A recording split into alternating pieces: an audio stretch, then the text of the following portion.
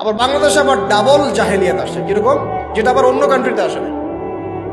বাংলাদেশে এই দিনে আবার আরো একটা দিবস একসাথে, ওটার নাম পহেলা ফাল্গুন। কি নাম বলেন? এই দুইটা মিলে এখন উদযাপন হবে কালকে থেকে।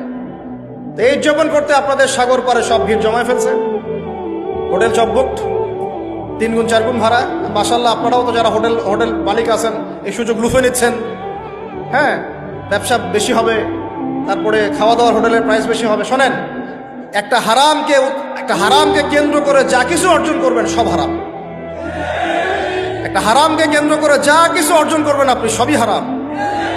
বরং এখন আপনার বলা উচিত ছিল ইমানদার হলে, আমার হোটেল আজকে বন্ধ, আমি এই দিবস উপলক্ষে ভাড়া দিই না। সাগরের সামনে তারা এগুলো করতেছে। সাগরের এক একটা ঢেউ এটা সাক্ষী থাকতেছে। এই সাগরের এক একটা ঢেউ, যে ঢেউ আল্লাহর হুকুমে আসে, আল্লাহর হুকুমে চলে। আপনি ইমানদার মানুষ, আল্লাহর বান্দা, আল্লাহর মুমিন বান্দা, আপনার জন্য আল্লাহ সাগরের তলদেশে অসংখ্য নিয়ামত রিজিক দিয়ে দিয়েছেন, আমাদের জন্য দিয়েছেন। ওকে আমাদের অনুগত করে দিয়েছেন। দাঁড়ান আপনি তার সামনে, ও বিনয়ের সাথে আপনার পা ধুয়ে দিবে। সাগর বিনয়ের সাথে আপনার কি করবে?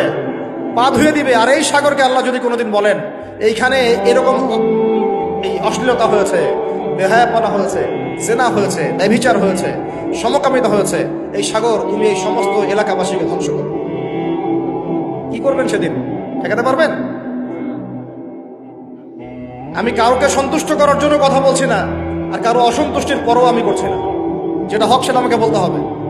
কারণ যদি আমি না বলি, ওই গজব আসলে আমি সদ্য ধ্বংস হয়ে যাব।